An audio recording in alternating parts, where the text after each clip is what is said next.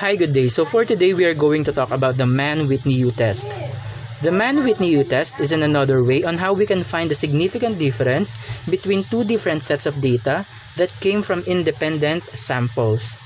Unlike the independent samples t-test, Mann-Whitney-U test can only be used if the data that we have, either one of the data or both of the data that we have, are not normally distributed, and therefore, Mann-Whitney-U test is a type of non-parametric test.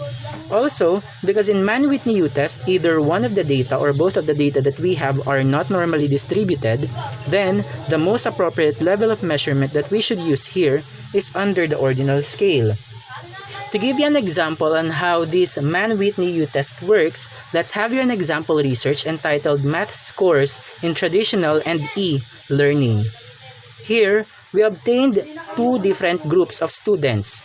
Each group has 6 members. The first group here only experienced traditional learning. On the other hand, the second group only experienced e-learning. Now, after a month, we let them took a 50-item test in mathematics and we obtained their scores. Here, our traditional learning is our x variable and our e-learning here is our y variable. Now, these are the scores of the students who underwent traditional learning, and these are the scores of the students who underwent e-learning. Now, take note that these two sets of data here came from two different sets of students. This group is different from this group. Therefore, the 12 samples that we used here, or the 12 students that we used here, are independent samples. Now here, we want to know if there is a significant difference between the math scores of those students who underwent traditional learning and those students who underwent e-learning or online learning. Now let's assume that one of these two sets of data here is not normally distributed. Then therefore, these original sets of data here should be transformed into ordinal data or ordinal scale. And how are we going to do that? We can actually do that by means of ranking or ranks. Again, the idea here is the lower the number, the lower the rank, and the higher the number, the higher the rank. And so we could have here another column labeled rank X. Okay, our X here is traditional learning, and another column labeled rank Y. Our Y here is e-learning or online learning. Now, unlike the previous rankings that we did, our rankings here, or rank, will be a continuous rank. That is, we are going to treat these two sets of data here as if they are just one data, and then we are going to rank them independent of the group where they actually belong. Okay, and so here, of course, the smallest number that we could see here in our original data is 9, and therefore this 9 here will rank first. Okay, and we're going to put that number 1 in rank Y, since our 9 here belongs to group Y or e-learning. Okay, so it is now on rank Y. Okay, the second smallest number is 26. This will now be second in rank. So we are going to put rank number 2 here in rank Y, since this 26 belongs to rank Y column. Okay, the next smallest number is 28. Okay, and so this will rank third. However, we have actually two 28s here, this one and this one. Okay, we have here two 28s, and so we need to break the tie. They actually share the same rank, ranks 3 and 4. Okay, but none of them is actually greater than the other. So what we are going to do here is to break the tie. We are going to average their ranks. So they share the same rank, ranks 3 and 4. So rank 3 and 4, 3 plus 4 is 7, divided by the number of data that actually share the same rank. In this case, we have here 228, so that's divided by 2. Okay, that's equivalent to 7 over 2. And 7 divided by 2 is 3.5. Therefore, this 28 here will rank 3.5, and this 28 here will rank 3.5. 3.5 here is actually on the column X, or on the rank X, because this 28 here belongs to X column, and the other 28 belongs to Y column. That's why one is on rank X and the other one is on rank Y. Okay, now because we already used up rank 4 here, the next number will now be rank 5th. Okay, and what's that next number? That next number is actually 34. Okay, this will now rank 5th. However, we have actually 1, 2, 3. 3 34s here. Okay, we have here 3 34s. And so they will share the same rank. Okay, they will share the ranks 5, 6, and 7. But none of them is actually greater than the other. So what we are going to do here is to add all the ranks that they actually share, ranks 5, 6, and 7, divided by the number of data that share those ranks. So in this case, we have here 1, 2, 3, 3 34s, and that's divided by 3. That is equivalent to 5 plus 6 plus 7 is equal to 18, divided by 3, and that is equivalent to 6. And therefore, this one here will rank 6th, this one here will rank 6th, and this one here will rank 6th.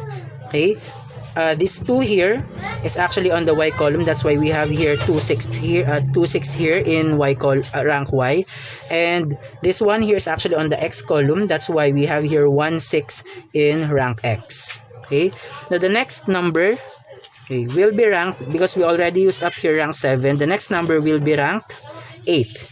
Okay, and that number is 37. This is now ranked 8th. Okay, and the next number is 39. That's ranked 9. The next number is 40. That's ranked 10. The next number is 42. That's ranked 11. And the highest number here is 45, which is actually on y column. That's rank 12.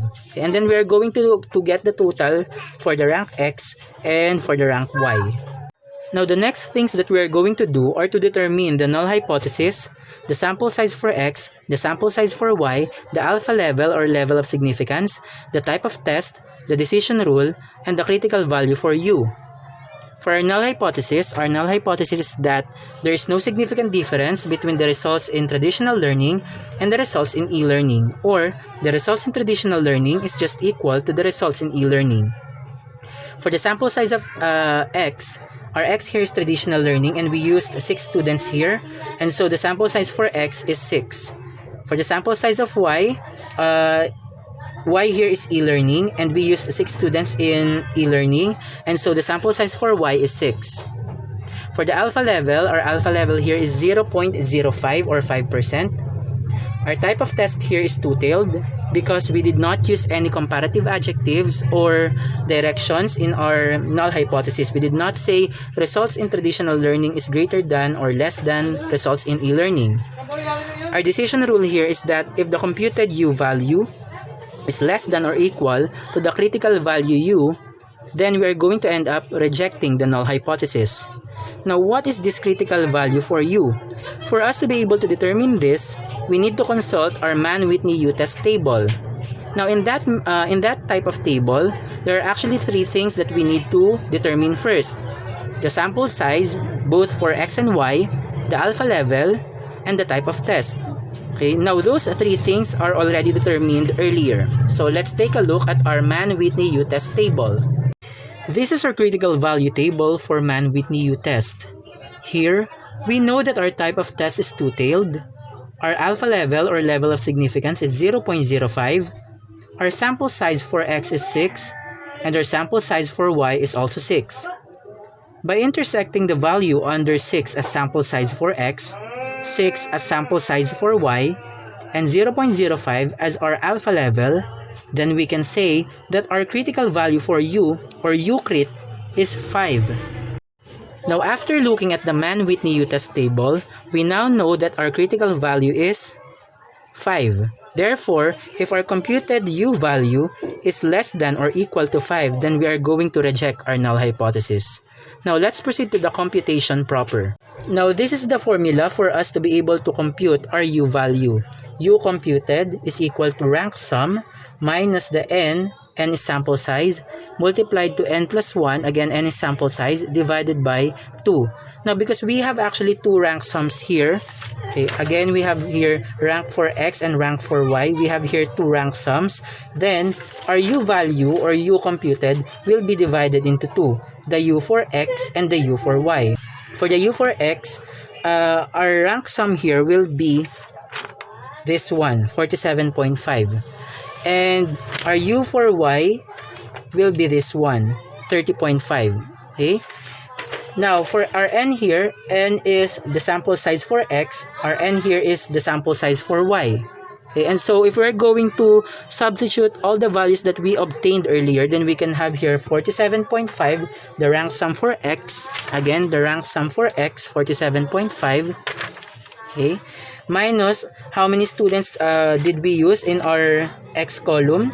That's 6. So that's 6 multiplied to 6 plus 1 divided by 2. And by simplifying further this equation, then we can have here 47.5 minus 42 divided by 2. Okay, and we can have here u for x is equal to 26.5.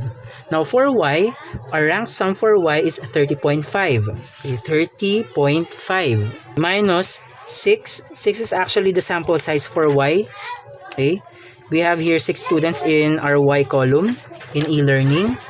Multiplied to 6 plus 1 divided by 2. So that's 30.5 minus 42 over 2.